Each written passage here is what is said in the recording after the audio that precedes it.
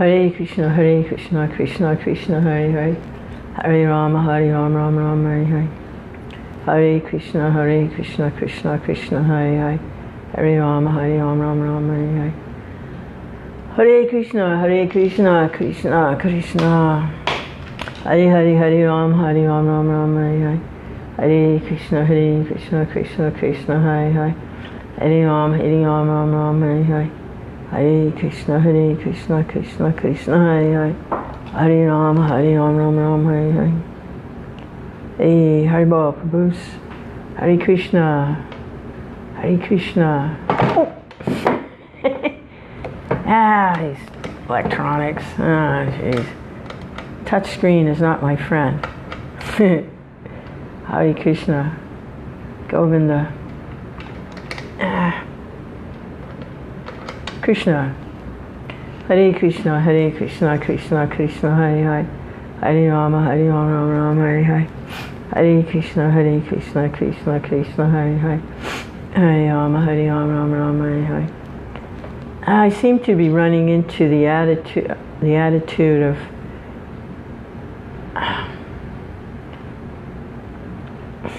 it's like this. I spent just a few minutes with a devotee yesterday, and that's all it took, to get my head spinning. Hare Krishna. It's like everything's argumentative, and whatever there is, I have it, and I have it better than anybody else, especially you. That's the attitude. For the different devotees have it to different degrees. This one has it through the roof. So whatever it is, mine is better than yours.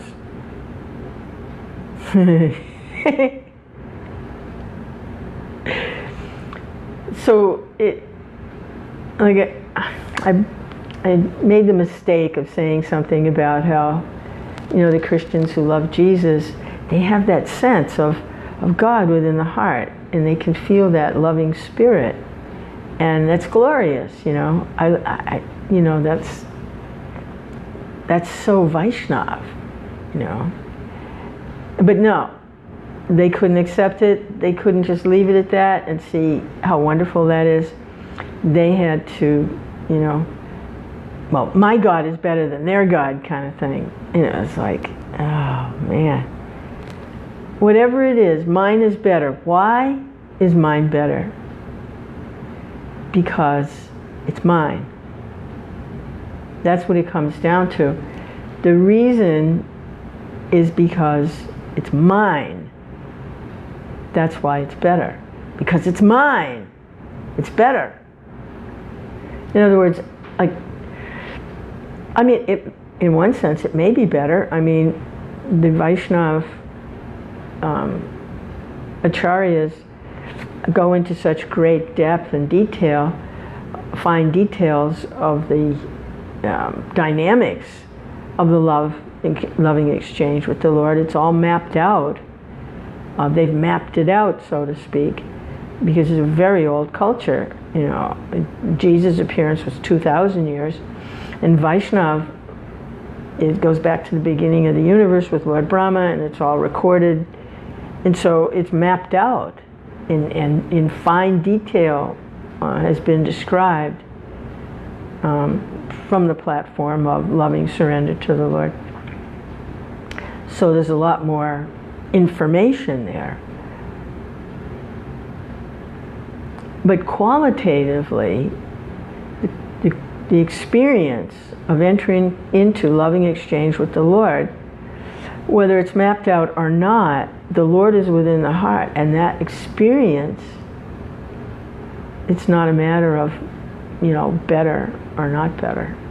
Mine's better than your better. My experience of loving relationship with the Lord within my own heart is better than your experience of loving exchange with the Lord in your heart. So it's a very childish kind of thing. Hare Krishna, Hare Krishna. It's silly. It's really silly. Hare Krishna. And it prevents being able to, like the verse in Bhagavad Gita, Tushanti cha ramanti cha,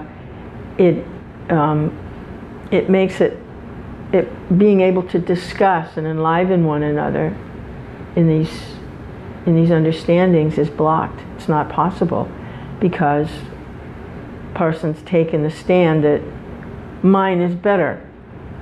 But the only reason they think mine is better is because they think it's mine. So this is one of the subtle energies of the Maya, the illusion that mine, it's subtle contamination in the false ego. Hare Krishna, Krishna Krishna, Hare Hare. Now, there's a counterpart in the spiritual world which is not contaminated by false ego, but we have the two camps, Chandravali and Radharani, where Chandravali, whatever she has, she tries to do bigger and better for Krishna.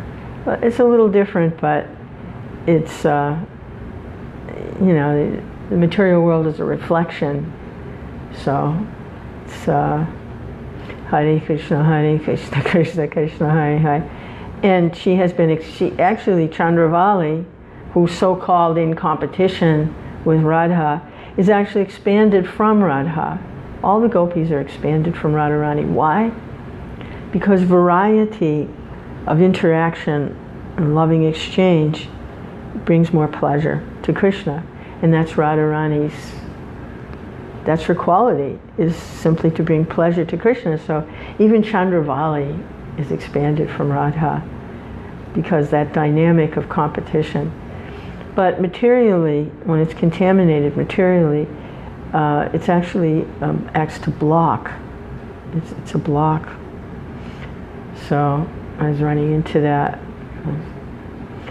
My God is better than their God. This has happened several times with devotees. As soon as I mention anything about Christ or Jesus or his teachings, simply they don't understand the reason for his appearance and what his mission was, and still is actually. They have no understanding of that. Hare Krishna. And then if they did, they would get it. But they don't get it. That he's introducing the platform of spontaneous love for the Lord in an environment where the predominant practice is simply rules and regulations, all external. So Jesus is a great Vaishnava. And sometimes, like in these conversations with these devotees, and it's a common, there are some devotees who do not think like that, whose heart is opened, but for the most part, it's very closed. Hare Krishna, at least the devotees that I've talked to, and this is not just this one yesterday, it's several. Hare Krishna, Krishna Krishna, Hare Hare. Hare Rama, Rama Rama, Hare Hare. Hare Krishna, Krishna Krishna, Hare Hare. Hare Rama. I mean, this devotee even went so far as to say, Lord Brahma said that we absolutely have to chant 16 rounds. Lord Brahma said that. And I was like, okay, Lord Brahma said that. I'm like, I don't remember reading that Lord Brahma said anything like that. And then they qualified it saying, well, he said we have to follow regulative principles. And actually, I don't remember reading anything like that either. But even accepting that somewhere that is said as an absolute principle coming from Lord Brahma, there are different types of regulative principles. Hare Krishna, Krishna Krishna, Hare Hare. Rupa Goswami has said, and we do have this documented, that accepting everything favorable for devotional service and rejecting everything unfavorable for devotional service, which means developing loving relationship with the Lord. Everything favorable for that should be accepted, and everything unfavorable for that should be rejected. Hare Krishna. So, okay, I'll accept that Lord Brahma said we have to follow regulative principles, that being the core of the regulative principles. And different acharyas, different spiritual masters who are, whose mission is, according to time, place, and circumstance, will give details of how to do that. And Srila Prabhupada, in establishing the rules and regulations, worshipping according to rules and regulations, gave rules and regulations. Don't do this, 4 things, and do this. Chant the 16 rounds. As a corollary to Rupa Goswami's basic instruction to reject everything unfavorable, so according to time, place, and circumstance, eating meat, taking intoxication, having illicit sex, and gambling was unfavorable.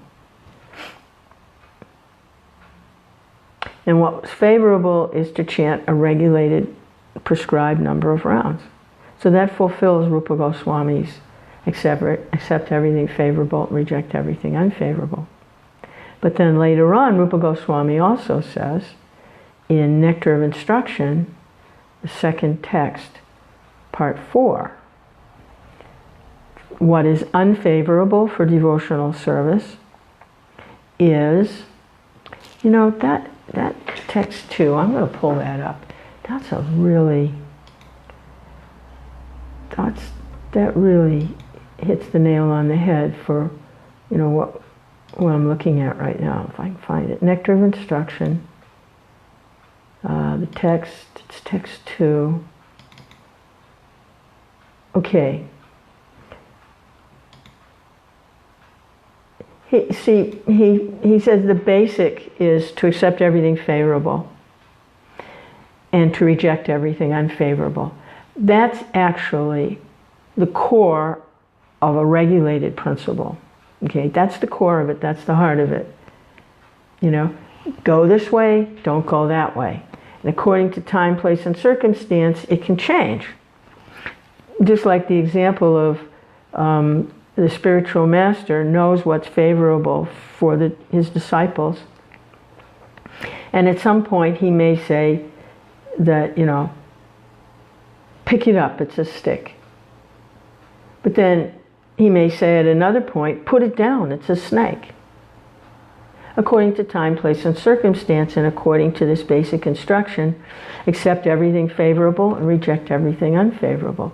So something at one point in time can be favorable, but it can become unfavorable because it's tied to time, place, and circumstance, and it is a specific instruction. It's a corollary, and it can change as the time, place, and circumstance changes. So these two verses in Nectar of Instruction explain that really well.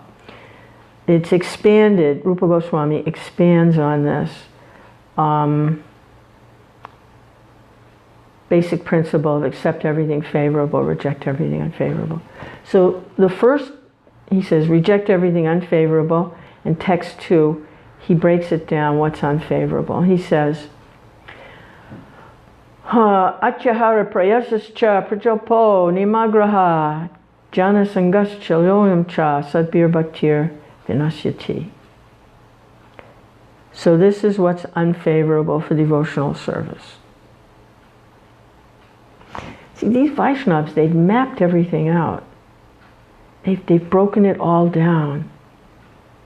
That's what the Vaishnavas do, is they fluff it out. They didn't break it down. They expand it out. That's what Srila Vyasadeva did. The Vedanta Sutras were in codes, and then he expanded them out into the Vedas, and then finally the perfection of the Vedas, the ultimate conclusion in the Srimad Bhagavatam. So here, Rupa Goswami's expanding this out, what is unfavorable. He says, one's devotional service is spoiled when one becomes too entangled in the following 6 activities. You know, that's what Prahlad Maharaj, sorry, but that's what Prahlad Maharaj did also. He expanded out, if we read the section of the 7th canto of Bhagavatam, he fluffed out or expanded out what devotional service, how it's broken down or fluffed out by describing the 9 categories of what is devotional service: hearing, chanting, remembering, worshiping, offering prayers, worshiping, serving the lotus feet, making friends with, carrying out the orders of, and surrendering everything one has in their possession. And then he says, you know, you can do all 9 of them, or you can do a few of them, you can do just even one of them, because they're all absolute. So when we say devotional service, that's what we're talking about. It's those 9 categories of participation in devotional activity. Just remembering the Lord. Hare Krishna. But that remembering is done with love and attraction. Real love. Like you would actually love a person. Not like you would love a car or an ice cream cone or something like that. But in loving exchange. Hare Krishna, Hare Krishna. Okay, Rupa Goswami, expanding out what is favorable and what is unfavorable. So, one's devotional service is spoiled when he becomes too entangled in the following 6 activities. 1. Eating more than necessary or collecting more funds than required.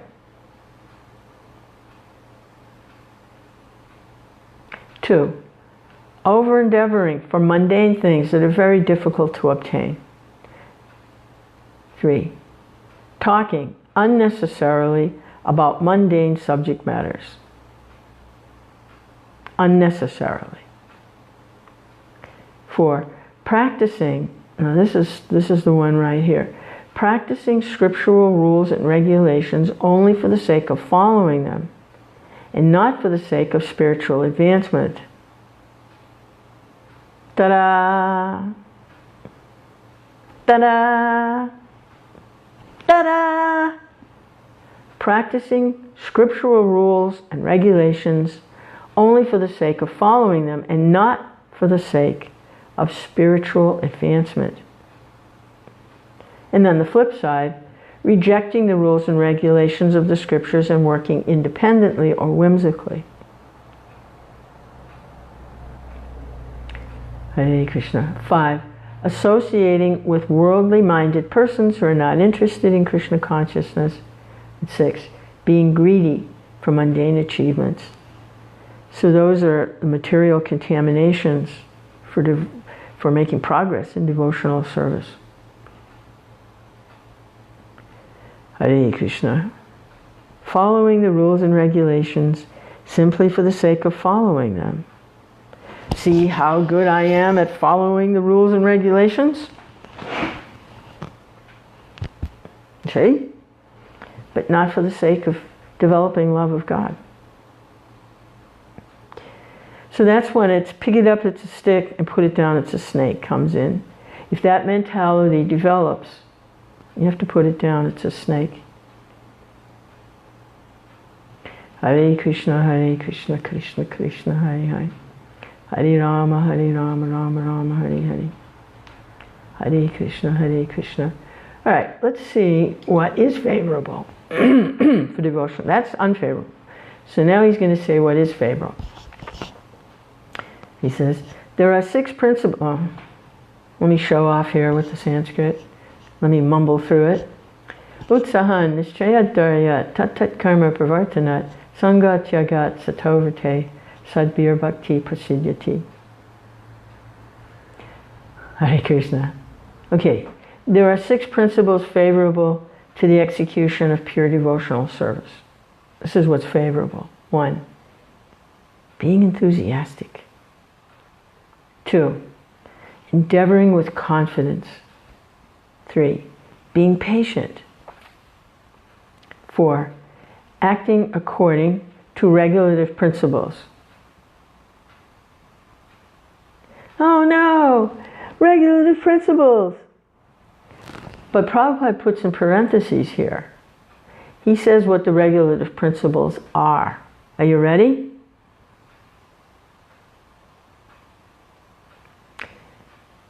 Such as, and this is Prabhupada describing what the actual regulative principles are. Okay? The eternal regulative principles, the ones that are not according to time, place, and circumstance. The ones that you never put down because it's a snake. Okay? These are the ones you hold forever and ever. Okay? And in quotes, Prabhupada says, well, acting according to regulative principles, in quotes, such as Shravanam, Kirtanam, Vishnu Smaranam, hearing, chanting, and remembering. Those are the regulative principles that Lord Brahma says you always have to practice. Those are the ones. Hare Krishna, Hare Krishna. So it's kind of short-sightedness. You know, like, can't see the forest for the trees. Hearing, chanting, and remembering Krishna. Now, here, Shravanam, Kirtanam, Vishnu Smaranam, and then Prabhupada translates it as hearing, chanting, and remembering Krishna. He doesn't say Vishnu, he says Krishna. It says Vishnu Smaranam, but Prabhupada says remembering Krishna. Govinda. All right, that's number 4. 5, abandoning the association of non-devotees, and 6, following in the footsteps of previous acharyas.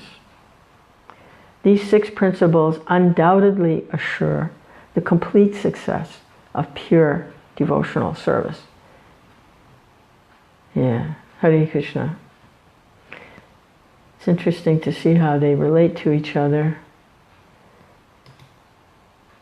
So in text 2, you've got the first one is eating more than necessary, or collecting more funds than required. Okay, that's a detriment. And the first one in what's favorable is being enthusiastic. Okay, so when being enthusiastic is contaminated by eating too much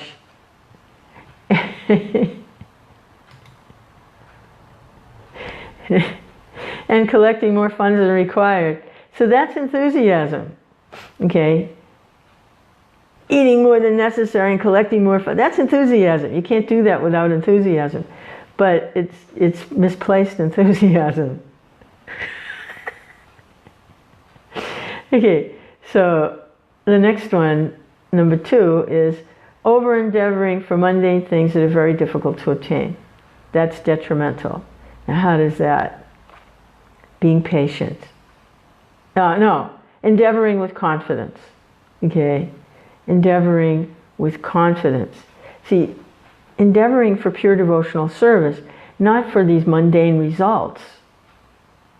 You know, endeavoring for pure love, devotional service. By what? Hearing, chanting, remembering, keeping association with devotees, Vaishnavas, who advanced devotees, Krishna. So endeavoring with confidence is the good side, and over-endeavoring for mundane things that are difficult to obtain is the flip side. Okay, so they're both endeavors, but one is contaminated because they're endeavoring for mundane things. Not only mundane things, but things that are very difficult to obtain. This is like all passionate stuff, you know, like passionate. Gotta have, acquire, eating more than necessary, collecting more funds than I need, over-endeavoring for mundane, all this passionate mode. It's all moded out. Okay, So number 3, talking unnecessarily. Now, unnecessarily qualifies it because sometimes to talk about what appears to be a mundane subject may not be mundane. It depends. It depends on how, where, and who, and how, and why. But this is unnecessarily means not in relationship with developing this, engaging in loving service to the Lord. That's the unnecessary part. Talking unnecessarily about mundane subject matters. And that's number 3. How does that correlate? Being patient. I guess, Hare Krishna, if you're patient, you're not going to jabber away about unnecessary things. You're going to wait on the Lord. Okay, number 4, acting according to regular principles, hearing, chanting, remembering. And that correlates with what not to do. Okay, yeah, then the 4s correlate, really easy to see. What's unfavorable is practicing scriptural rules and regulations only for the sake of following them and not for the sake of spiritual advancement. Or rejecting rules and regulations of the scripture and working independently and whimsically. Okay, so favorable is acting according to regulative principles. Yeah, you can kind of see it. Where devotees, this hearing, chanting, and remembering, a lot of devotees are able to actually memorize all these different verses.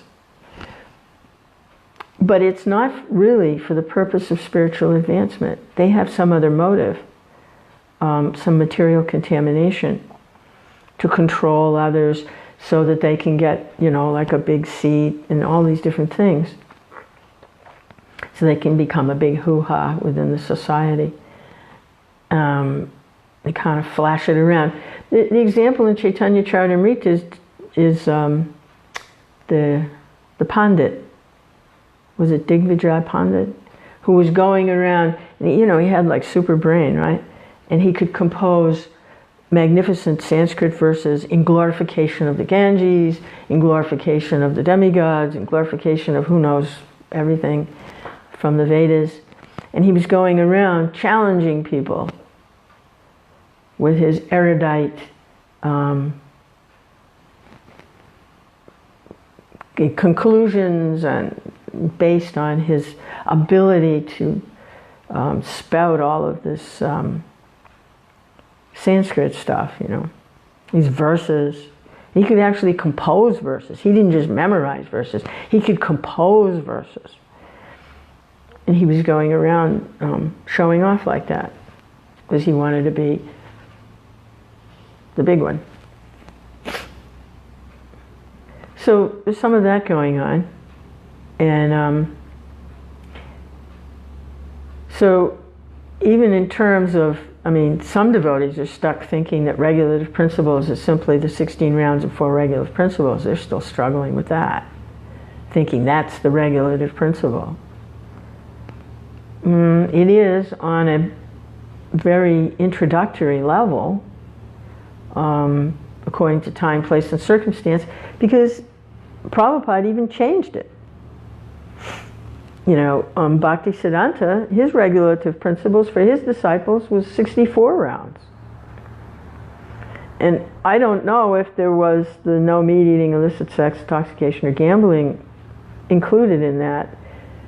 I don't know. I don't know what he asked for, as far as a regulative principle.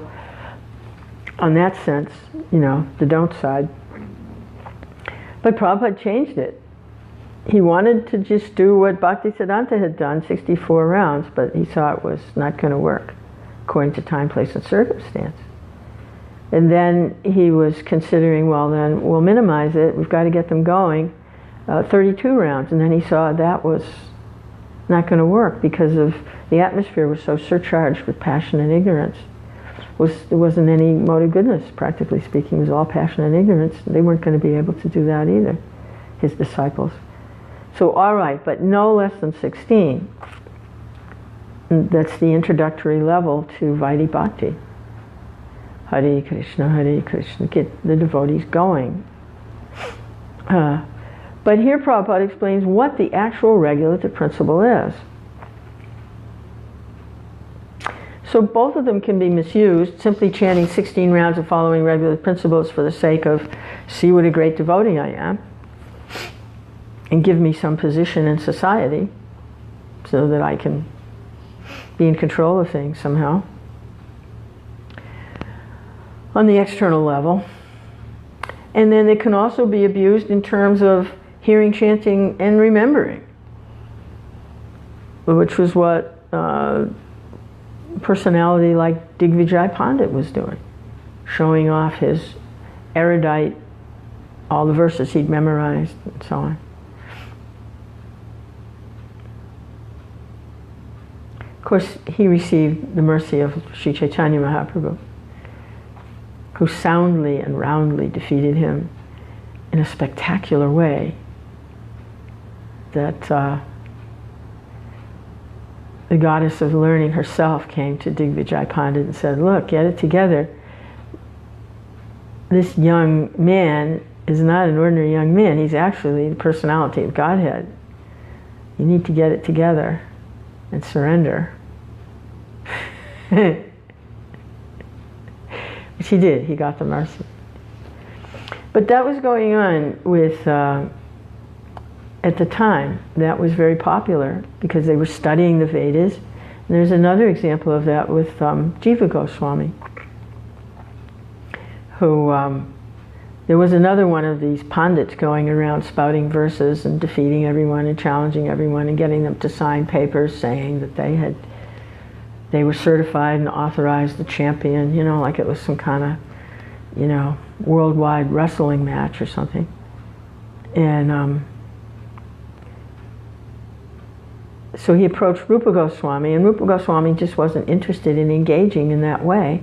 So he said, yeah, you defeated me, and just signed the paper. He never even engaged in any kind of conversation with him. He just signed the paper. It was a waste of time. And this Pandit was going around saying, look, even the great Rupa Goswami has been defeated by me. Ha, ha, look, he signed the paper. You know, what a fool, right? A silly goof, you know. He just like setting himself up, you know, to be devoured. You know, and he did that with Rupa Goswami. You know, it's like, what is it? Frog is croaking, and then the snake hears and comes and gobbles him up. So, when Jiva Goswami saw that, he became infuriated. He took it as a great offense to Rupa Goswami to have that person doing that. And he personally took it on himself, challenged this man, this Pandit, that he would challenge him. And of course, Jiva Goswami was the greatest scholar of probably of all time. I mean, he's an incredible scholar, at least in the Vaishnava line. Great, his books are so much depth, and his writings. And so, of course, he defeated the Pandit, like, boom, you know, 1, 2, 3, you're out, you know. And he was very happy that he'd done that, because he couldn't stand seeing this person go around belittling Rupa Goswami, his spiritual master. Rupa Goswami was his older brother and also his spiritual master. So he was very proud that he'd done this, and he announced his victory to Rupa. Rupa was like, he wasn't very pleased with that at all. He asked Jiva, he said, you defeated that man? Did he surrender to Krishna in your defeat? And Jiva had to, did he surrender to Chaitanya Mahaprabhu? Did he receive love of God? Did the Lord become awake in his heart? Did he experience love of God when you defeated him? And Jiva Goswami had to admit that no, he'd simply crushed the man. He'd simply destroyed him. And we know that's not the mission of Chaitanya Mahaprabhu. We see that with Jagai and Madhai. Lord Chaitanya was ready to simply destroy Jagai and Madhai, as the Lord did in his other incarnations. In Krishna, his incarnation as Krishna, when he defeats someone, he destroys them and they get liberation. But that's not the mission of Lord Chaitanya, to simply crush the demoniac so they can go to the Brahma Jyoti. That's not his mission. His mission is to defeat the demoniac so that they get love of God, which is what Lord Nityananda reminded Lord Chaitanya when he was about to sever the heads with his Sudarshan chakra of Jagai and Madhai, who had attacked Nityananda. Nityananda says, "No, Lord, no, that's not your mission. You didn't come here to kill the demons like that, like you did when you appeared as Krishna. You came here to deliver love of Godhead. You didn't come here to send them to the Brahma Jyoti or even the Vaikuntha planets. You came here to give them ecstatic love of yourself."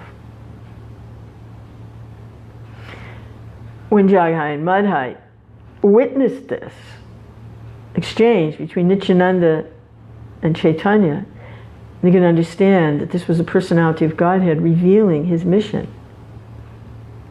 They immediately became filled with the realizations in love of Godhead. And the Lord's mission was fulfilled. And Nityananda said, if you kill them, you'll have to kill all of them, because they're all just like Jagai and Madhai. But that's not your mission. Your mission is to deliver Krishna Prem to everyone.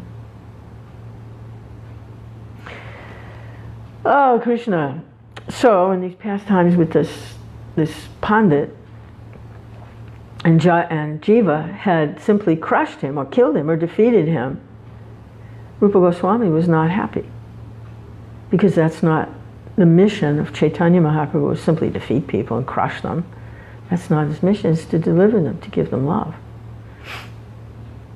These crazy, demoniac people. It's foolish. Fools and rascals, Prabhupada. Fools and rascals. Is to deliver the highest. That's the Lord Chaitanya's mission. Hare Krishna. Well, the way that worked out was when Jiva realized his mistake, how he had not understood the actual mission of Lord Chaitanya, and that in his sincere desire to not see Rupa offended, he had not understood the actual mission of the Lord, had fallen short like that. He got to realization. He felt terrible. He felt just awful. He couldn't stay in Vrindavan because of his because of actually the kind of offense that he had made. He couldn't stay in Vrindavan. And it was almost a year. He lived on the edge of Vrindavan, just outside Vrindavan, in a cave. And he was very, very repentant, and he was not going to come out of that cave until Krishna made the arrangement. And it was Sanatan who approached Rupa and said, I think the way I've heard it is, it was kind of a wordplay that, let's get Jiva back. He's done he's been repentant now he's outside of Vrindavan. He's been repentant almost a year. Let's call him back. After all, he says to Rupa Goswami, you're merciful to all Jivas. Why not Jiva Goswami? So Jiva Goswami's heart softened. Rupa Goswami's heart softened, and by the desire of Rupa Goswami, Jiva was able to enter back into Vrindavan with a clearer realization and understanding after all that time in separation. He had a clearer understanding of the mission of Sri Chaitanya Mahaprabhu. Hare Krishna, Hare Krishna. Yeah, so even that regulative principle, like we're reading here, acting according to regulative principles is favorable, and simply following rules and regulations just for the sake of following them, even that can be abused. This hearing and chanting as a regulative principle can be abused.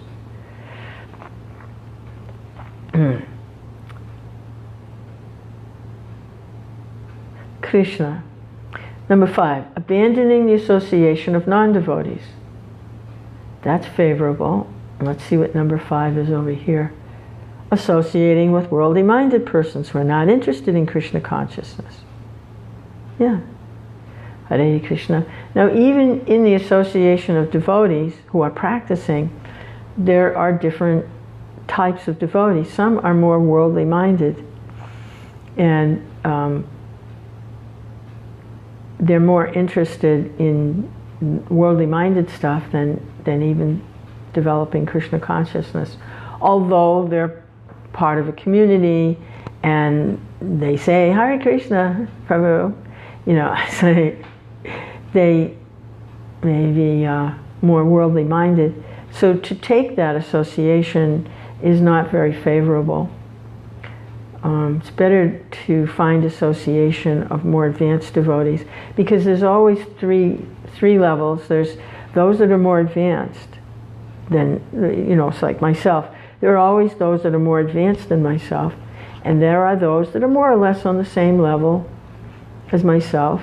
Make friends with those, take instruction from those that are more advanced, and then there are those that aren't as advanced along the path.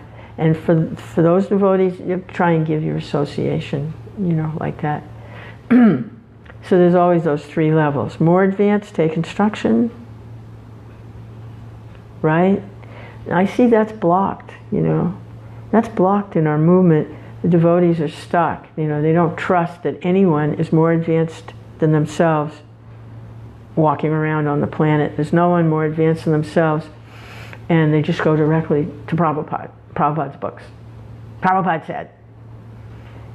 But there's always those 3. There are always those that are more advanced. There are always those that are more or less on the same level. And there are always those that are not as advanced, that you give association, try to bring them along a little with your own realizations. Hare Krishna, Krishna Krishna, Hare Hare. Yeah. For so many of the devotees, there's no one more advanced than me now. Now that Prabhupada's disappeared, it's just me and Prabhupada, and there's no one more advanced than me. Even amongst the other disciples of Prabhupada, they're all kind of saying that. So they can't fulfill this. They can't, they don't have access to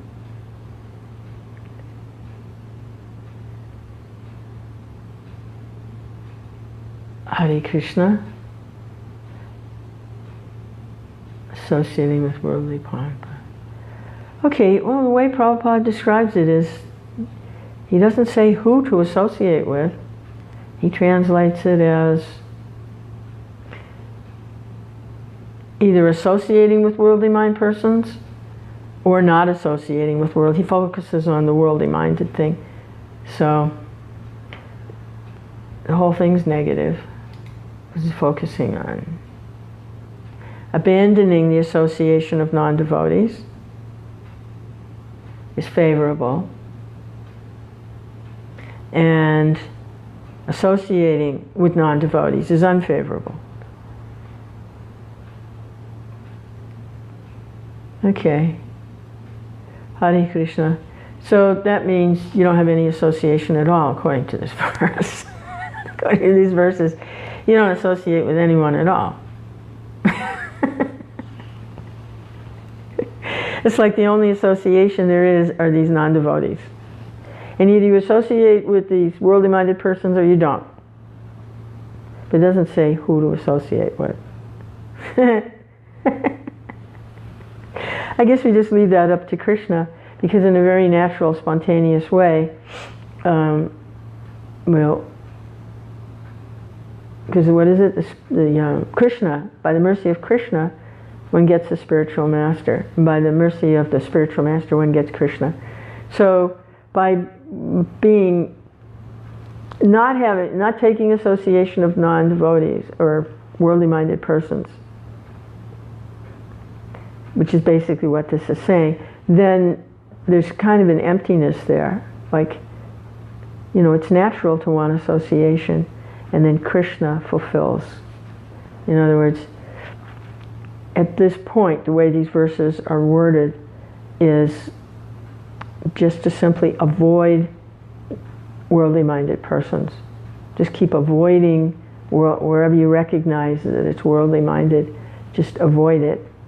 And then gradually, Krishna will make the arrangements to come into association of who can actually help.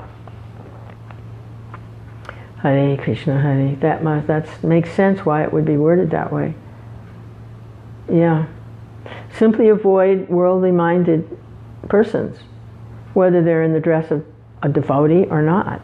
If they're worldly-minded, they're contaminated like that, the instruction is just to avoid them. It's not favorable for developing love of God.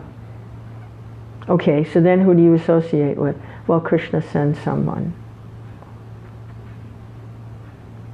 Krishna sends those devotees. Yeah, that's how that works. That's why it's not described here who to associate with, because how can you describe that? It's a spontaneous thing. The best thing is just to say to avoid worldly-minded persons. And then Krishna fills in the empty space with his representatives.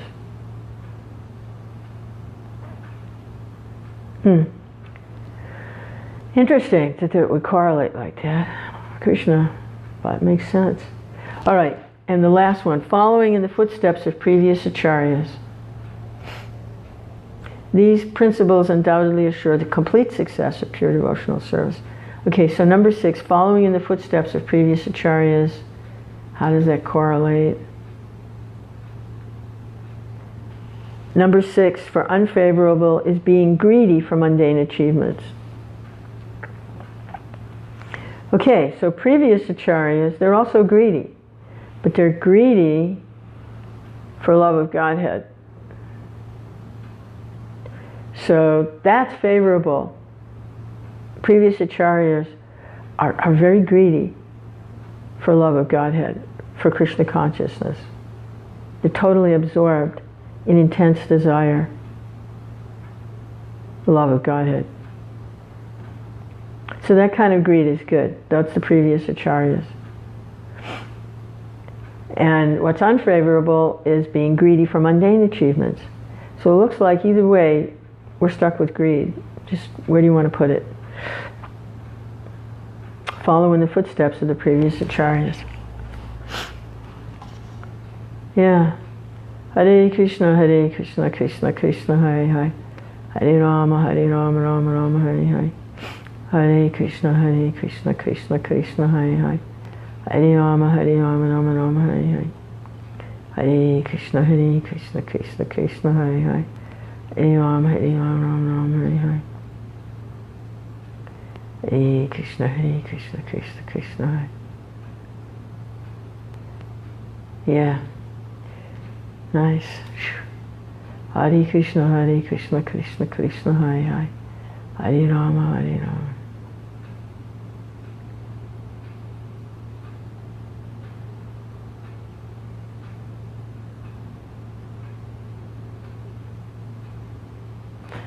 Jai.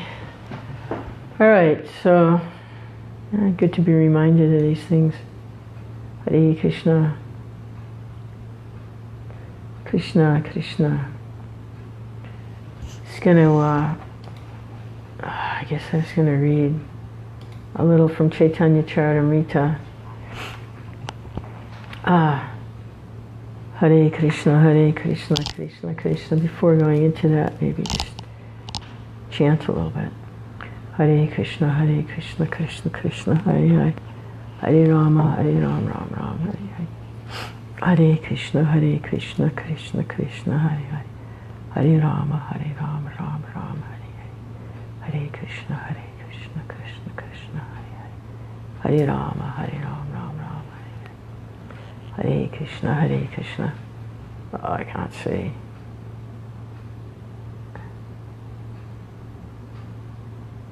Yeah, great verse, material, spiritual greed. Yeah. Hare Krishna, Krishna Krishna, Hare Hare. Hare Rama, Ram Ram, Hare Hare. Hare Krishna, Krishna Krishna, Hare Hare. Yep, pick it up, it's a stick. Put it down, it's a snake. Hare Krishna, Hare. Simply following rules and regulations for the sake of following rules and regulations. Put it down, it's a snake. Hare Krishna, Krishna Krishna, Hare Hare. Hare Ram, Ram Ram, Hare Hare. Hare Krishna, Krishna Krishna, Hare Hare. Hare Rama, Ram Ram, Hare Hare. Hare Krishna, Krishna Krishna, Hare Hare. Hare Rama, Ram Ram, Hare Hare. Hare Krishna, Krishna Krishna, Hare Hare. Hare Rama, Ram Ram, Hare Hare.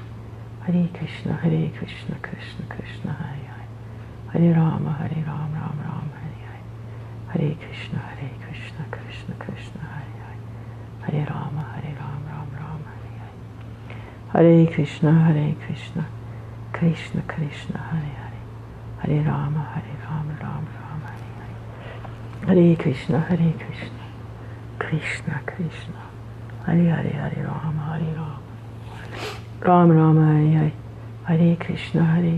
Krishna Krishna, Hare Hare.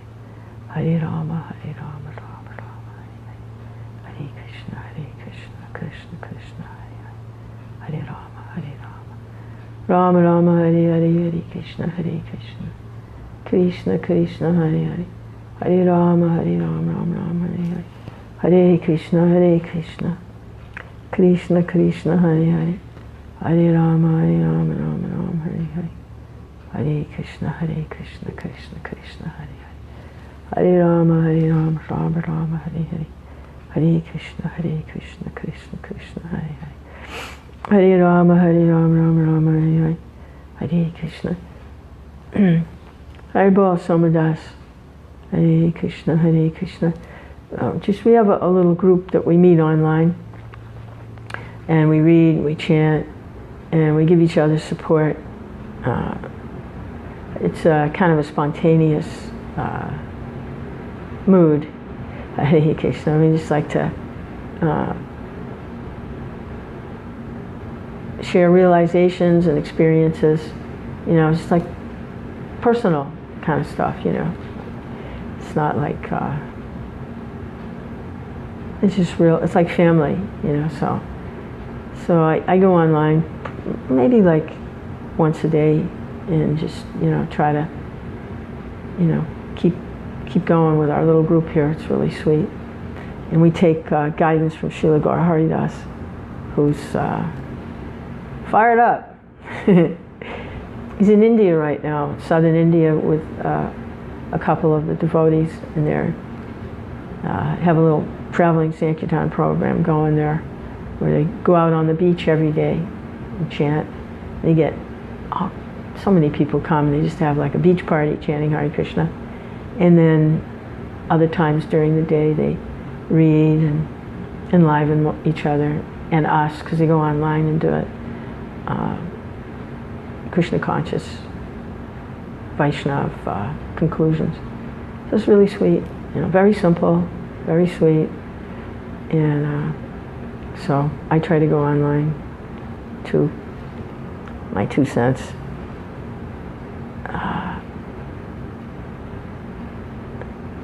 Jai Haribol, Hare Krishna, Krishna Krishna Krishna, Hare Hare. Hare Rama, Ram Ram, Hare Hare. Hare Krishna, Krishna Krishna, Hare Hare. Hare Rama, Ram Ram, Hare Hare. Hare Krishna, Krishna Krishna, Hare Hare. Hare Rama, Ram Ram, Hare Hare. The experience in our little group is not like a hierarchy. A ladder you have to climb in order to be successful. It's not that kind of mood. It's more like a circle that just keeps widening with Radha Krishna in the center. It's like really sweet.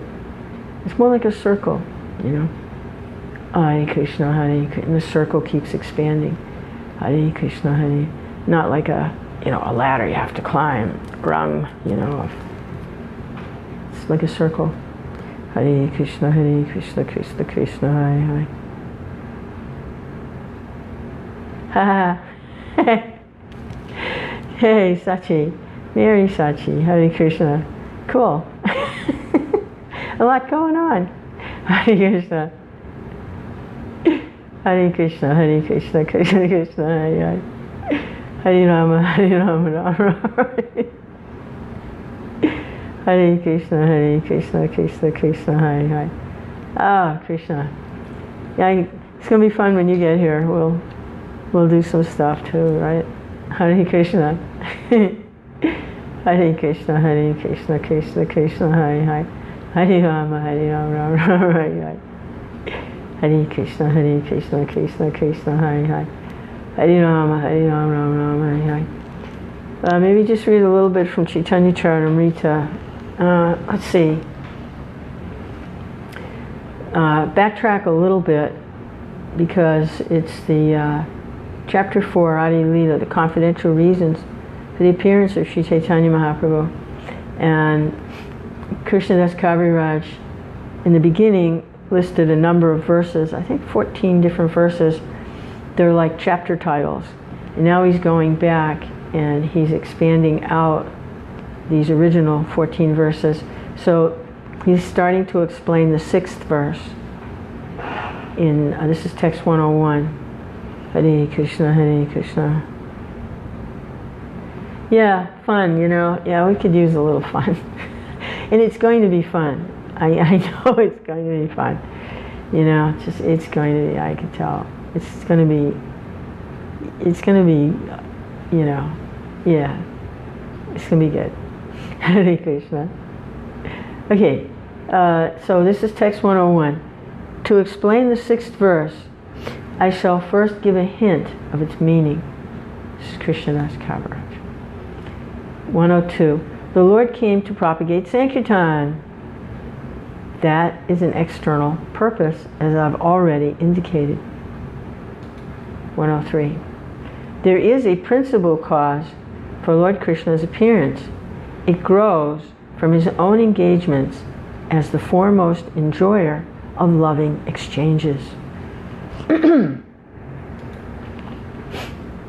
104. The most confidential cause is threefold.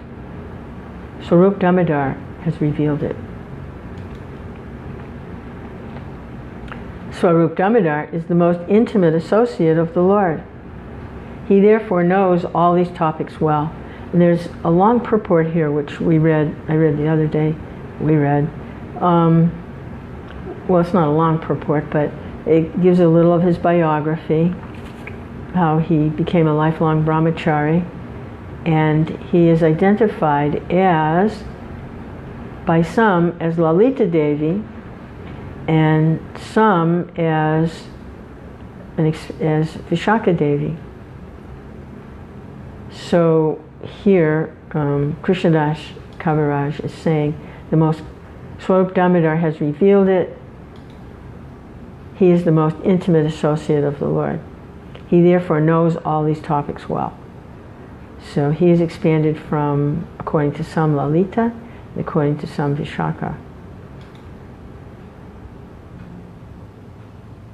Text 106.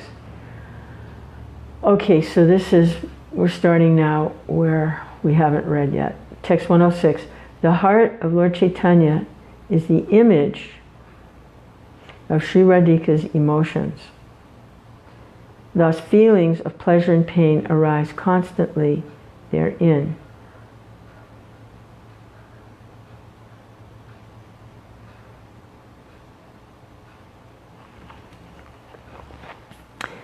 This must be what Swarup Damodar has revealed.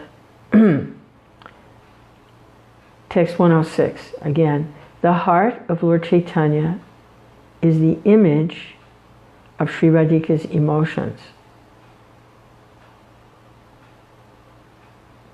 Thus feelings of pleasure and pain arise constantly therein. There's a small paragraph here, purport here. Lord Chaitanya's heart was full of the feelings of Srimati Radharani, and his appearance resembles hers.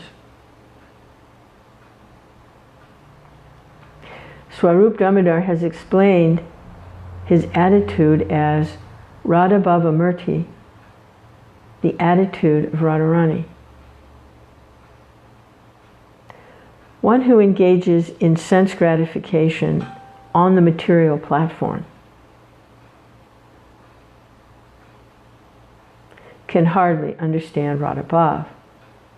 But one who is freed from the demands of sense gratification can understand it.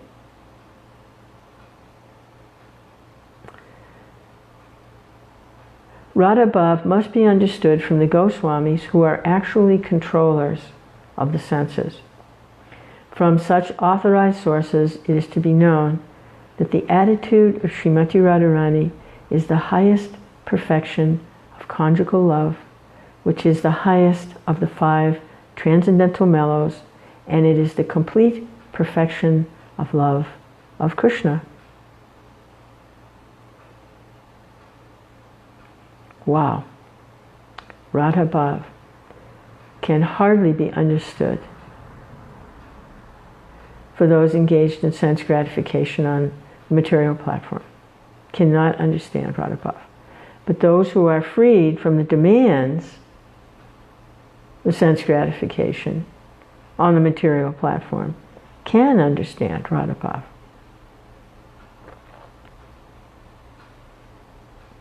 When they hear from unauthorized sources.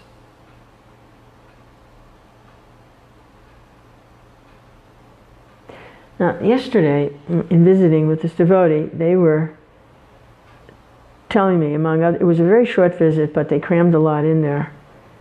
And they were telling me that they were experiencing ecstatic symptoms. So I said, oh, that's wonderful. Like crying?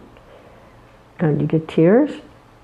And they said, just about everything except my body changing colors. And I was like, I was actually happy to hear it, although when they said it, I wasn't completely convinced that they were really experiencing so many ecstatic symptoms because of the way they said it. It just didn't ring true. But anyway, so, and then they qualified it saying, yes, when you chant your 16 rounds, they automatically come. And I was like, there we go again, you know.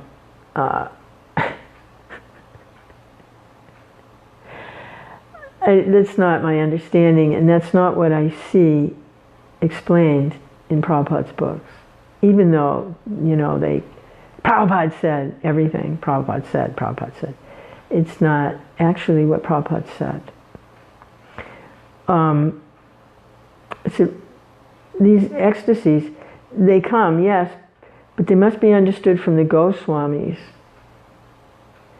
And Prabhupada's not saying here that it's simply by following rules and regulations. What he's saying is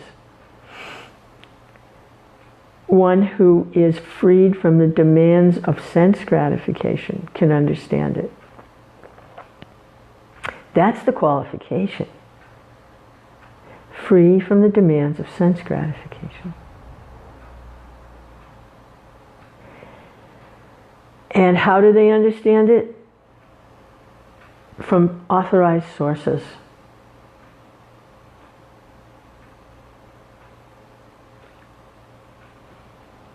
The Goswamis, our Vaishnav line. Hare Krishna. So this devotee is saying, well, it just automatically comes when you follow the 4 regulative principles and you chant your 16 rounds, it just automatically comes.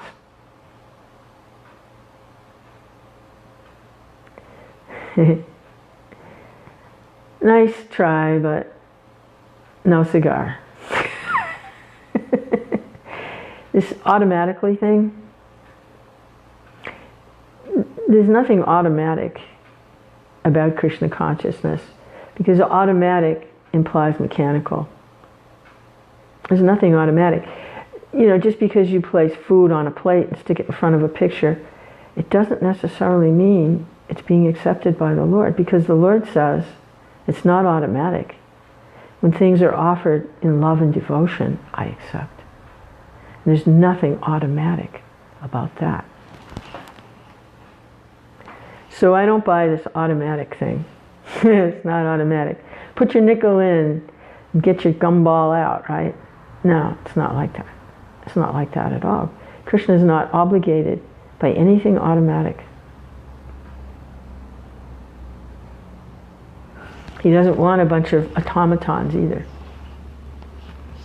Hare Krishna. And he says that worship that is, even worship that's tinged by this awe and reverence, doesn't stir him.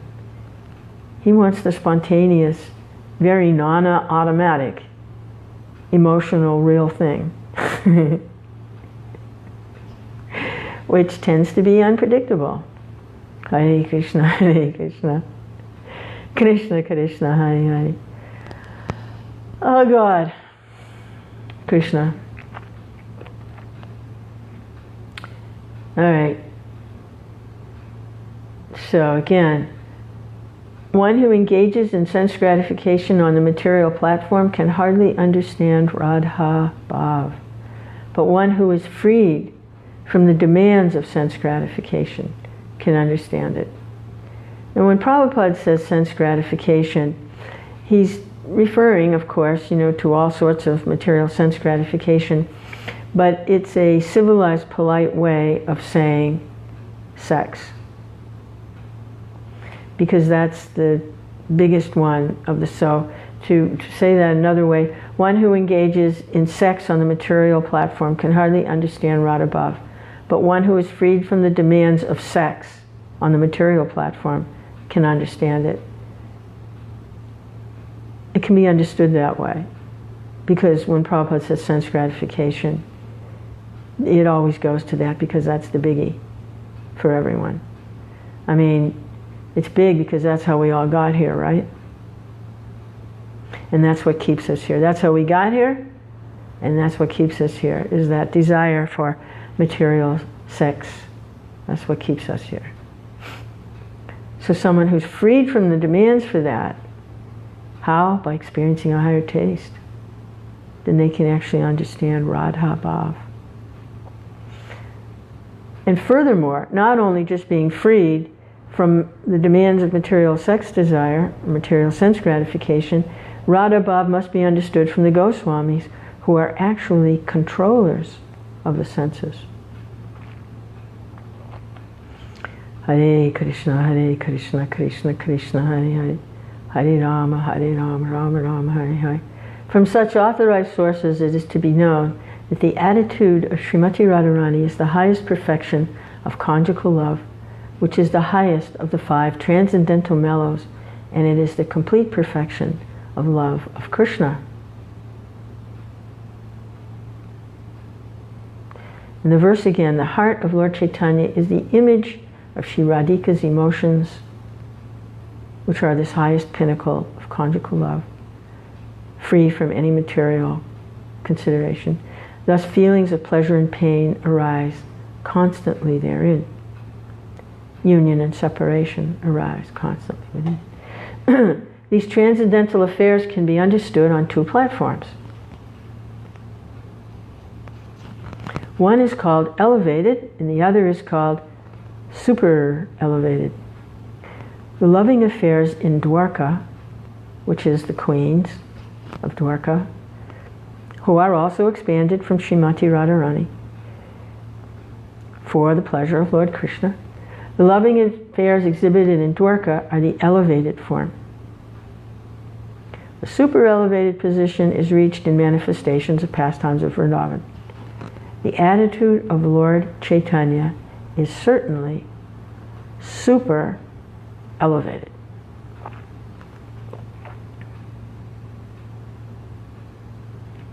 This is why this is the confidential reason for his appearance, is to taste these things, establish his worship in this way, to worship him in this way, and externally to spread the chanting and the religion of the age, which would have happened anyway, because any Vishnu form could do that.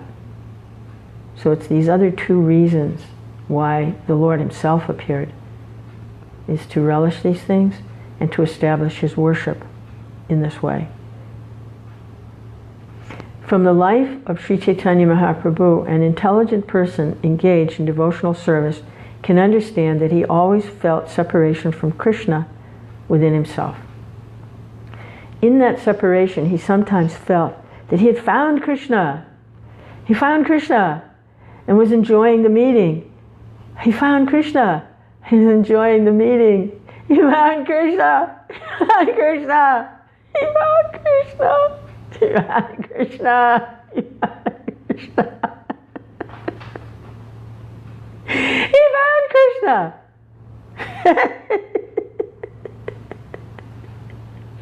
He was enjoying the meeting. He found Krishna. He found Krishna.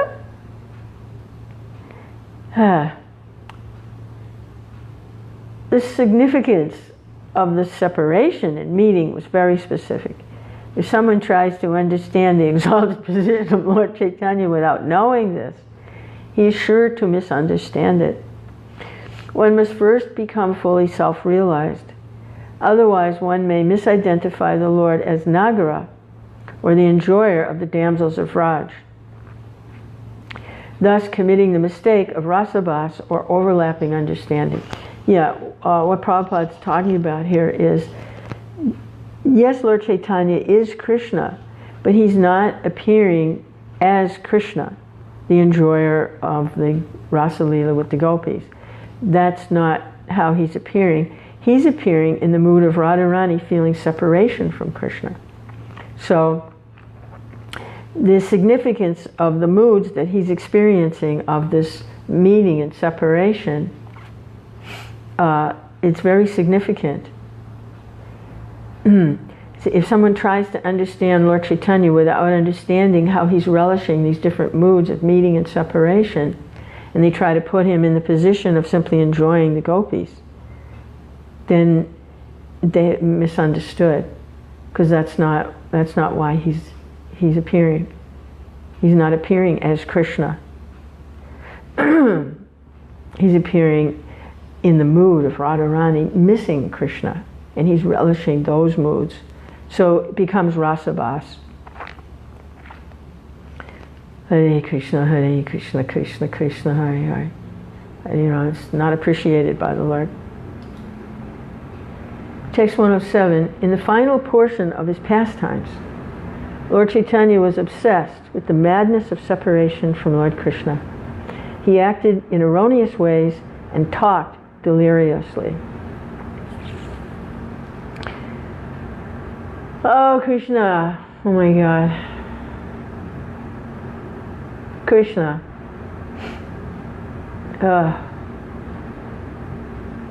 He talked in erroneous ways and deliriously. Oh my God. Hare Krishna, Krishna Krishna, Hare Hare. Hare Rama, Hare Rama. He went mad.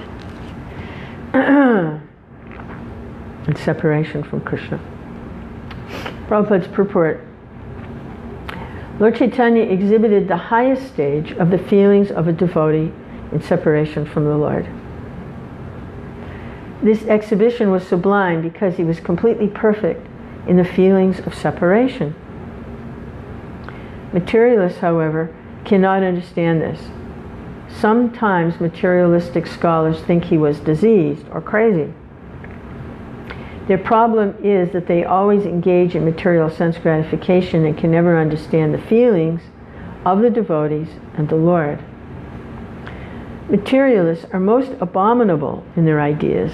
They think that they can enjoy directly perceivable gross objects by their senses, and that they can simply deal with the transcendental features of Lord Chaitanya, and that they can similarly deal with the transcendental features of Lord Chaitanya. But the Lord is understood only in pursuance of the principles laid down by the Goswamis, headed by Swarup Damodar. Doctrines like those of the Nadia Nagaris, a class of so-called devotees, are never presented by authorized persons like Swarup Damodar or the six Goswamis. The idea of the Gauranga Nagaris are simply a mental concoction, and they're completely on the mental platform.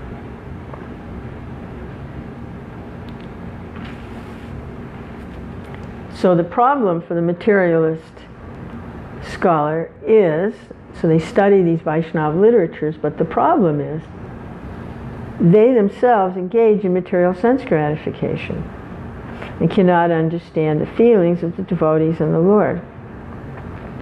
As we read previously, it's not possible for someone who has these desires for material sense gratification, specifically sex, to understand the transcendental nature of Radha Bhav, or the feelings and emotions of separation and union. They can't understand these things.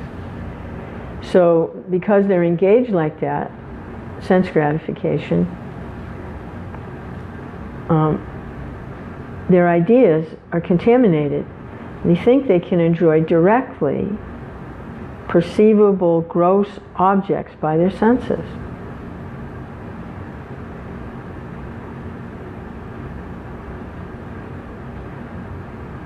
And they can similarly deal with the transcendental features of Lord Chaitanya.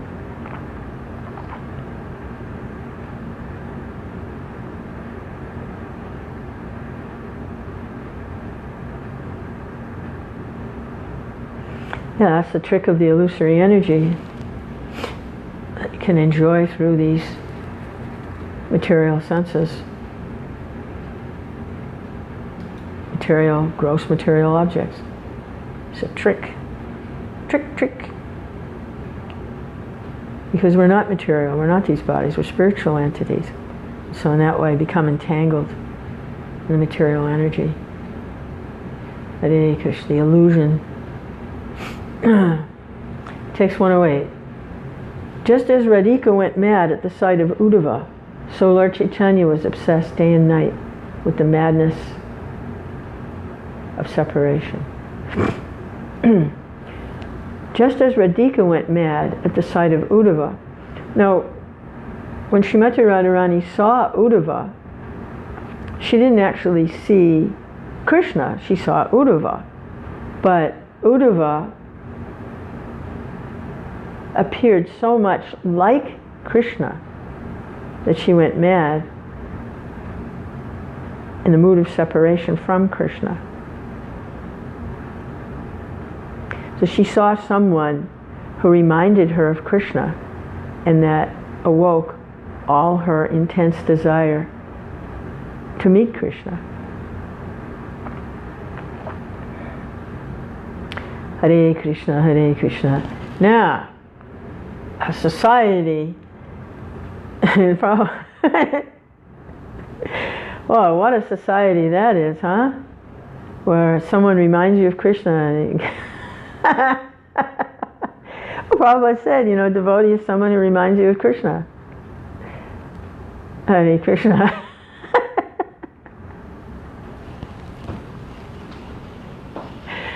Oh my goodness. Hare Krishna, society of love and trust. Krishna, Krishna, Hare Hare, Hare Rama, Rama, Rama, Hare Hare. But just as Radhika went mad at the sight of Uddhava, he reminded her so much of Krishna. She went mad. Lord Chaitanya was obsessed day and night with the madness of separation. Oh yeah, Prabhupada has a small purport here. Those under the shelter of the lotus feet of Sri Chaitanya Mahaprabhu can understand that his mode of worship of the Supreme Lord Krishna in separation is the real worship of the Lord. When the feelings of separation become very intense, one attains the state of meeting Sri Krishna.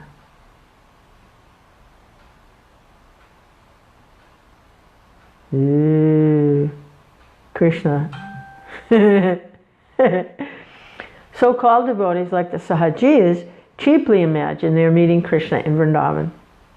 Such thinking may be useful, but actually meeting Krishna is possible through the attitude of separation taught by Sri Chaitanya Mahaprabhu.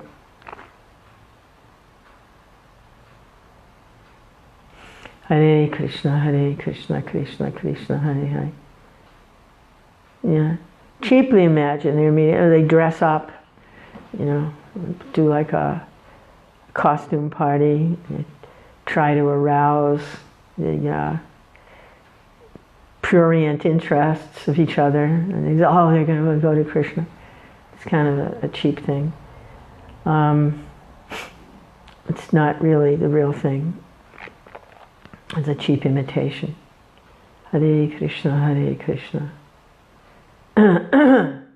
Actually meeting Krishna is possible through the attitude of separation taught by Sri Chaitanya Mahaprabhu. And in the verse, Krishnadas Kaviraj explains, according to Swarup Damodar, just as Radhika went mad at the sight of Uddhava, Sri Chaitanya was obsessed day and night with the madness of separation. Uddhava. So Uddhava had been sent by Krishna to console the residents of Vrindavan, not just the gopis, but his friends, his parents. He sent him with a message expressing his love for them and his missing them. He also missed them. But Uddhava, it's described, he was related to Krishna. He was a cousin, brother.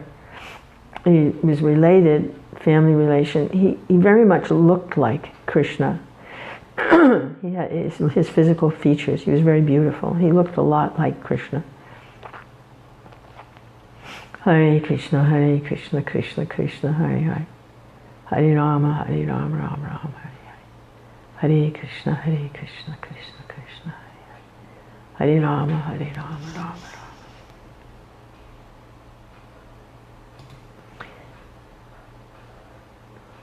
So text 109, at night, this is Lord Chaitanya, at night he talked incoherently in grief with his arms around Swarup Damodar's neck.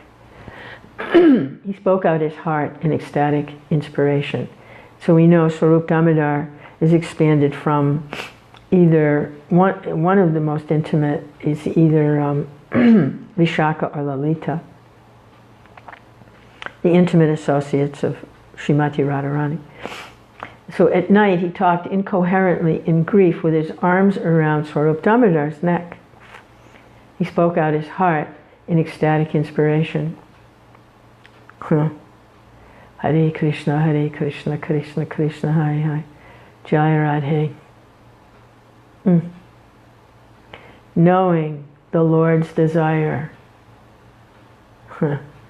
Is Radha is totally for the Lord's ecstatic love. Everything is for his love. So her gopis go. Yeah. And he appears Swarup Damodar so that Lord Chaitanya can experience what Radha feels in her separation when she puts her arms around the necks of her intimate associates, Lalita and Vishaka, and pines away in ecstatic madness for Krishna. So she sends these, they go, it appears Swarup Damodar, so the Lord can put his neck around someone intimate. Hare Krishna, Radharani. Text 110, whenever a particular sentiment arose in his heart, Swarup Damodar satisfied him by singing songs or reciting verses of the same nature. Was some indication of the relationship of Radha and her intimate associates, Lalita and Vishaka, because Swarup Damodar is doing this with Lord Chaitanya. So this is what Lalita and Vishaka do with Radha when she's in a mood of intense separation like this. They sing songs, recite verses, or they do different things to console Srimati Radharani, which is what Swarup Damodar is trying to satisfy the Lord by doing this. Hare Krishna, Hare Krishna. And he was very much attuned to a particular sentiment. It wasn't just any verse. It was, he could pick up on a particular sentiment and recite an appropriate song or verse. 111. To analyze these pastimes is not necessary now. Later I shall describe them in detail. Okay, so he's going to go into detail later. Hare Krishna. Hare Krishna. 112. Formerly in Vraj, Lord Krishna displayed 3 ages: childhood, boyhood, and adolescence. His adolescence is especially significant.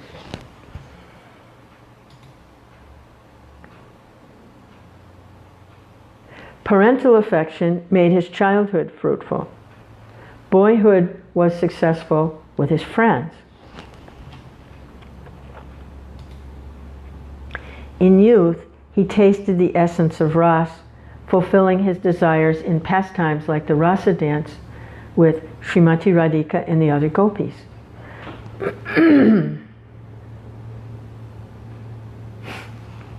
Hare Krishna.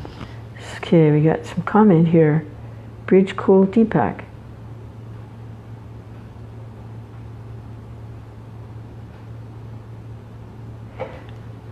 So, this devotee says he's inspired to hear some reading like this, and that he's working on something.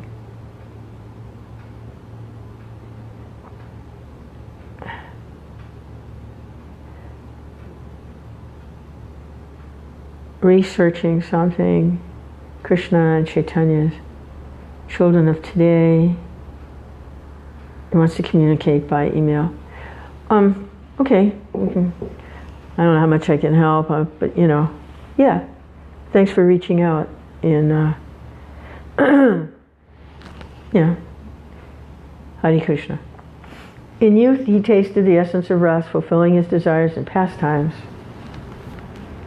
like the rasa dance with Srimati Radhika and other gopis. 115. In his youth, Lord Krishna made all 3 of his ages and the entire universe successful by his pastimes of amorous love, like the rasa dance.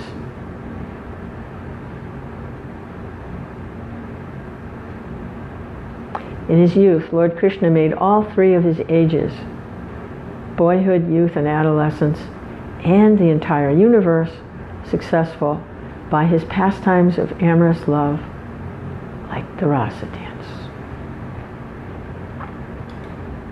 That was his appearance 5,000 years ago. Text 116. Lord Madhusudana, this is a verse from the Vishnu Purana. Lord Madhusudana enjoyed his youth with pastimes on autumn nights in the midst of Jew-like milkmaids. Thus he dispelled all the misfortunes of the world. Just by enjoying like that, he made everything auspicious, dispelled all the misfortunes of the world. See, it's like watering the root of the tree, Mostly people are going around, trying to put water on this branch, water on that branch, fix this, fix that, and it's unlimited, right? But here, Lord Madhusudana enjoyed his youth with pastimes on autumn nights in the midst of the Jew-like milkmaids. Thus he dispelled all the misfortunes of the world. That's the secret right there.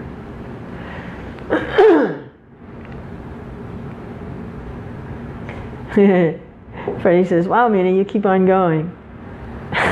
Krishna. Hare Krishna. Some days it's like that, Freddie. There's nowhere else to go. There's nowhere else to go, you know, it's like just keep going, yeah, Krishna. Hare Krishna. Oh, Krishna, 117.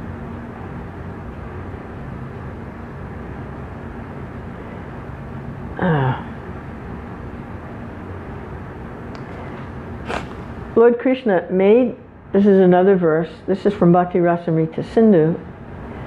Lord Krishna made Srimati Radharani close her eyes in shame before her friends by his words relating to their amorous activities on the previous night. Then he showed the highest limit of cleverness in drawing pictures of dolphins in various playful sports on her breasts. In this way, Lord Hari made his youth successful by performing pastimes in the bushes with Sri Radha and her friends. Lord Krishna made Srimati Radharani close her eyes in shame before her friends by his words relating to their amorous activities on the previous night. Then he showed the highest limit of cleverness in drawing pictures of dolphins in various playful sports on her breasts. In this way, Lord Hari made his youth successful by performing pastimes in the bushes with Sri Radha and her friends. So, persons who are desiring material sense gratification cannot understand these pastimes, cannot understand them. If there's desire for material sense gratification, cannot enter into the understanding of these pastimes. But by hearing about them and developing attraction to Krishna, then the material desires get burnt up. If the hearing is done from the proper sources. That is the coming in line from the acharyas, hearing from persons who are not desirous of material sense gratification, or in other words, material sex. They have no desire for that because they're experiencing a higher taste.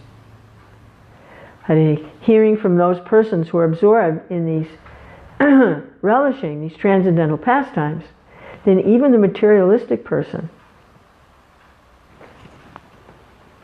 can enter in to understanding if they hear from those persons. That's why I like to hear from Srila Gaurahari Das.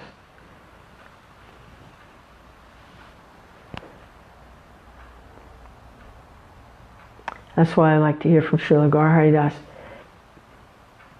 Hare Krishna, Krishna Krishna, Hare Hare. He is a devotee whose desire for material sense gratification is completely burnt up by the fire of ecstatic worship of the Lord and relishing the transcendental pastimes of the Lord on the highest level.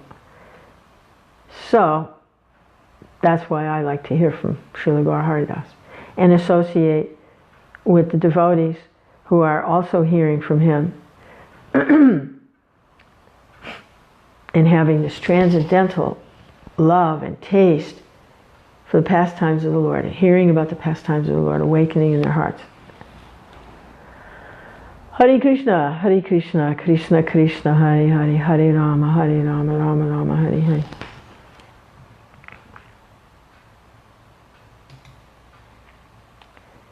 Text 118. O Purnamasi, if Lord Hari had not descended in Mathura with Srimati Radharani, this entire creation, and especially Cupid, the demigod of love, would have been useless. This is spoken by Sri Vinda Devi in the Vidagdha Madhava of Srila Rupa Goswami. Yeah, Srila Rupa Goswami has given so much to this line, so sometimes the Gaudiya Vaishnavas are called Rupanugas, or followers of Rupa Goswami.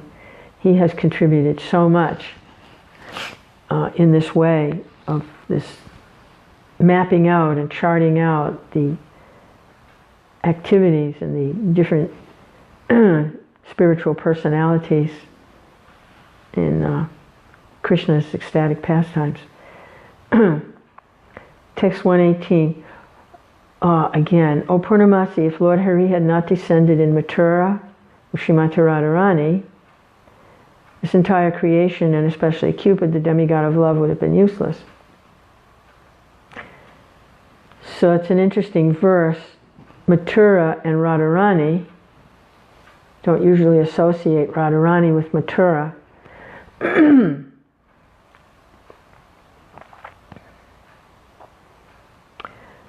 And there's no purport to that.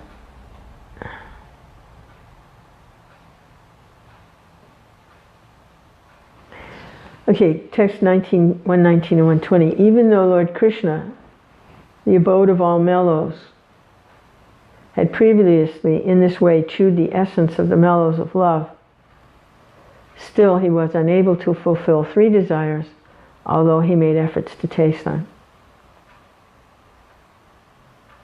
You know, I'm really changing my opinion of Adi Leela.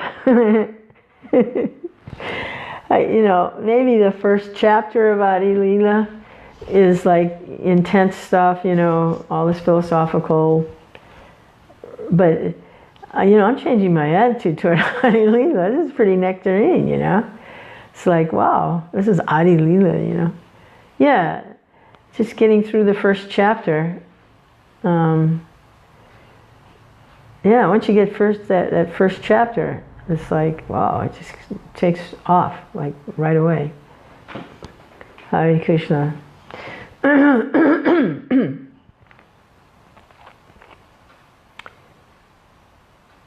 Even though Lord Krishna, the abode of all mellows, had previously in this way chewed the essence of the mellows of love, still he was unable to fulfill 3 desires, although he made efforts to taste them. Okay, so the Lord, Radharani was able to fulfill all of Lord Krishna's desires in his appearance as Krishna, Vrindavan, Mathura. She expanded as the queens in Mathura, and then she expanded again as the goddesses of fortune. And Krishna was able to fulfill all of his desires except for 3. Although he tried to taste them, he couldn't. So now we're going to see what those 3 desires were that were not fulfilled when Radharani could not fulfill when he appeared as Krishna. So, this is text 121. Krishnadas Kaviraj says, I shall explain his first desire. Krishna says, I am the primary cause of all rasas. No purport. His first desire, I am the primary cause of all rasas. Next verse, I am the full spiritual truth, and I am made of full joy. But the love of Srimati Radharani drives me mad.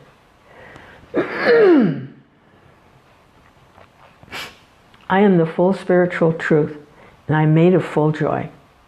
But the love of Srimati Radharani drives me mad.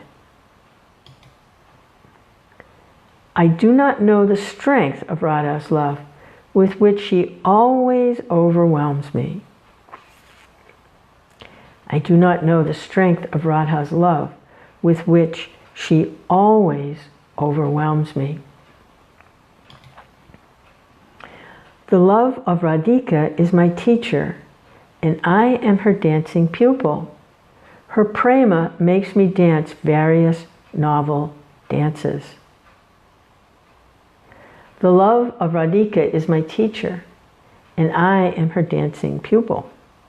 Her prema makes me dance various novel dances.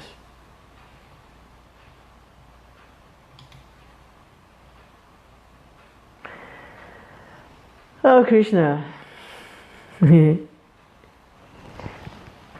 this is from Govinda Lilamrita of Krishnadas Kaviraj. It looks like it's a a play of some sort. It's a short little section here. Oh, my beloved friend Vrinda, where are you coming from? I am coming from the feet of Sri Hari. Where is he? In the forest on the bank of Radhakund. What is he doing there? He is learning dancing. Who is his master?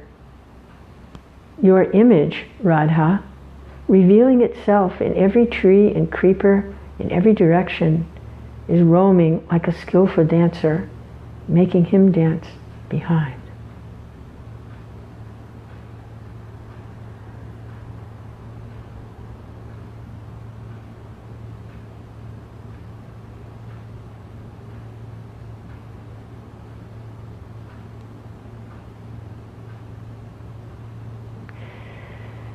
Hare Krishna. I read that again. Oh, my beloved friend Vrinda, where are you coming from? I'm coming from the feet of Sri Hari. Where is he? In the forest on the bank of Radhakund. What is he doing there? He is learning dancing. Who is his master? Your image, Radha, revealing itself in every tree and creeper in every direction, is roaming like a skillful dancer, making him dance behind. Ah, Govinda. Whatever pleasure I get from tasting my love for Srimati Radharani, she tastes 10 million times more than me by her love.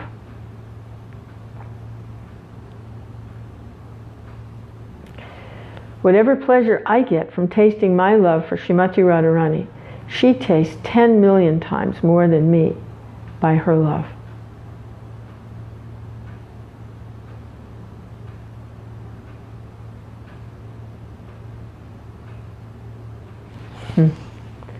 Wow.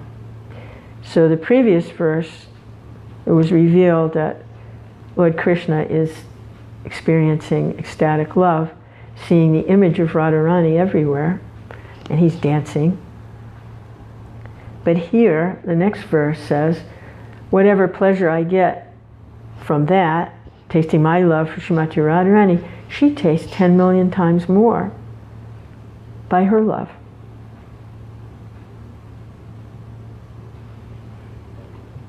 Hare Krishna.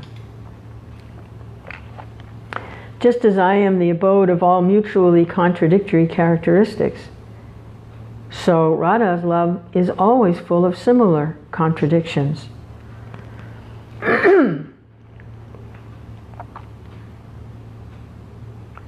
Contradictory characteristics. Her love is also full of similarly contradictions.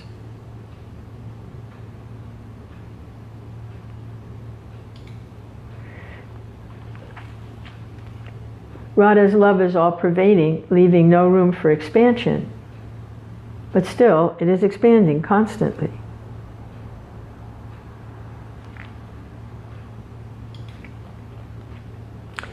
There is certainly nothing greater than her love.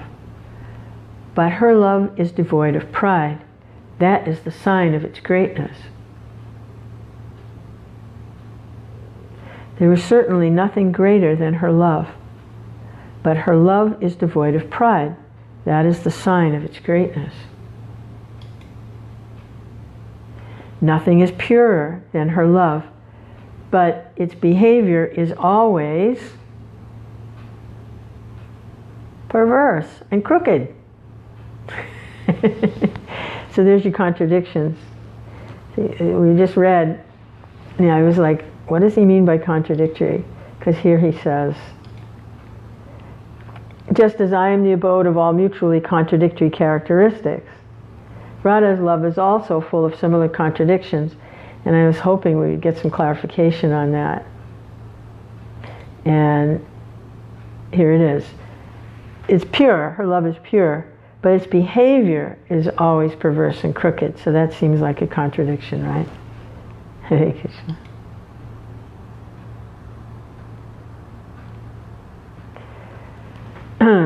All glories to Radha's love for Krishna, the enemy of the demon Mura. Although it is all-pervading, it tends to increase at every moment. Although it is important, it is devoid of pride. And although it is pure, it is always beset with duplicity. So these are contradictions. And this is a verse from Dana Kali Kamudi, Rupa Goswami. All glories to Radha's love for Krishna, the enemy of the demon Mura. Don't remember the demon's activities, Mura's activities. He's mentioned a lot, but I don't remember seeing him in Bhagavatam or anything. I don't know this Mura. Although it is all-pervading, it tends to increase at every moment. Although it is important, it is devoid of pride. And although it is pure, it is always beset with duplicities. All-pervading and yet ever-increasing, of the utmost importance, but without pride. And although pure, it is full of duplicity. Krishna.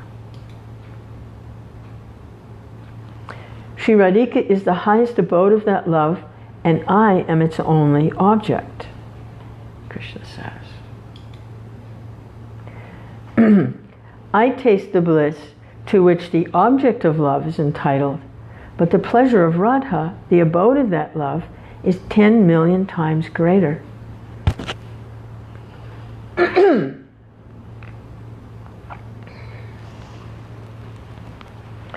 I taste the bliss to which the object of love is entitled, but the pleasure of Radha, the abode of that love, is 10 million times greater. So we read earlier that one of the things Krishna is doing is he's in the forest and he's seeing the image of Radha everywhere, and he's experiencing ecstatic, loving feelings for Radha. But he's saying, I taste that bliss because I'm the object of Radha's love. But the pleasure of Radha, the abode of that love, is 10 million times greater.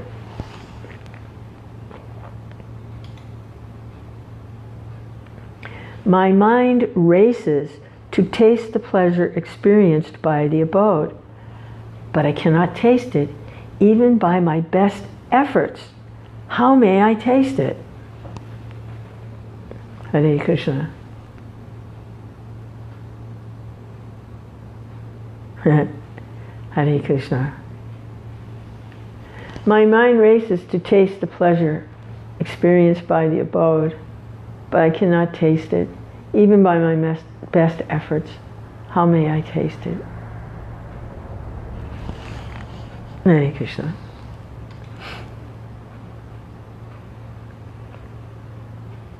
Hare Krishna.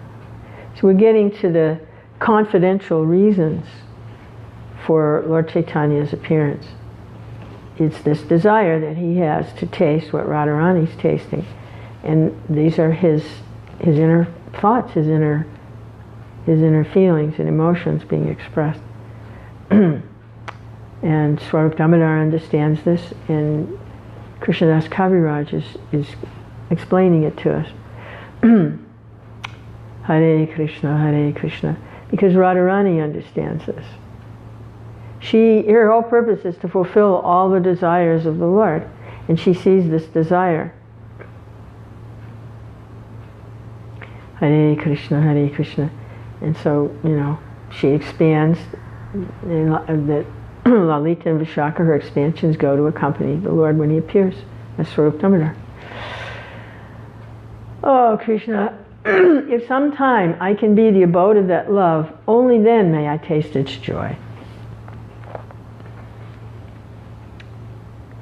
Prabhupada's purport. Vishaya and Ashraya are two very significant words relating to the reciprocation between Krishna and his devotee. The devotee is called Ashraya, and his beloved Krishna is the Vishaya. Different ingredients are involved in the exchange of love between the Ashraya and the Vishaya, which are known as Vibhava and Anubhav, Sattvika and Vyabhachari. Vibhav is divided into the two categories, Alamban and Udipan. Alamban may be further divided into Ashraya and Vishaya. Pretty technical. In the loving affairs of Radha and Krishna, Radharani is the Ashraya feature, and Krishna the Vishaya feature.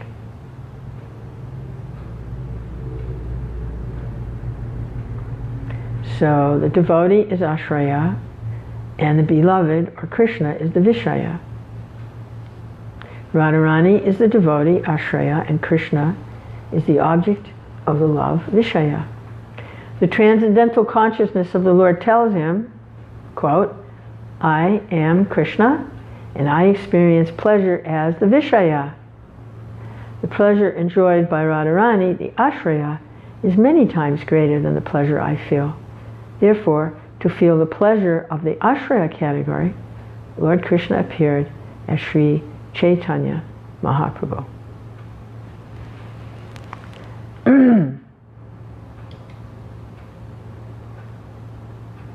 That's why it's rasa bas if persons try to put Lord Chaitanya as a Vishaya,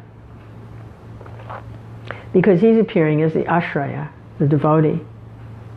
And he's a personality of Godhead appearing as a devotee. And if they try to make him the worshipper of Krishna, they try to make him Krishna, the one being worshipped, then it's a rasa bas. It spoils the Lord's mood, his desire to enjoy. So there's a way to worship Lord Chaitanya, Krishna, as the Ashraya. That's the devotee of the devotee. The devotee of the devotee. That's this pastime of when Krishna appears. He appears, and to worship the Lord in this incarnation will become the devotee of the devotee. Hare Krishna. 136. Thinking in this way, Lord Krishna was curious to taste that love. His eager desire for that love increasingly blazed in his heart. He wanted to taste this, being the Ashraya, and increased, blazed in his heart. That is one desire. Oh, Krishna. I'm going to, this is a long chapter, and I'm going to stop here. So that was a pretty in-depth discussion of one desire, and we hear that there are three desires. So Krishnadas Kaviraj is going to go on now and describe the second of the three desires, and I think I'm going to stop here for now. Hare Krishna, Hare. I'm very thankful to be able to relish these things, these topics. And all glories to my spiritual master, Srila Prabhupada, who's given us these. And to my dear friend and spiritual guide, Srila Gaurahari Das, who is expanding out these devotional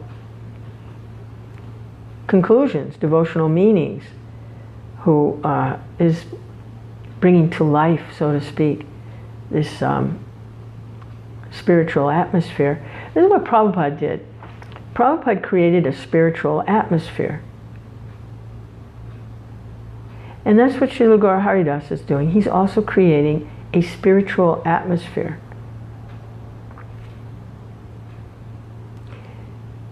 It's not contradictory to the spiritual atmosphere Prabhupada established, but it further expands it like something growing. You plant a little seed, and first the two little leaves come out of the ground, and then it starts to grow, and then you get some more leaves, right? It's expanding, it's growing. So this is our disciplic line. It's expanding and growing and blossoming. And this is a specific contribution of Srila Gaurahari Das, expanding it out more growing and blossoming. So he actually starts to produce these fruits and flowers of ecstatic love of God. And we see it in him, and also in those of us that are hearing from him, or experiencing this blossoming out, this living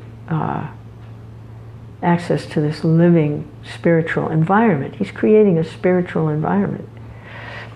Hare Krishna, Krishna Krishna, Hare Hare.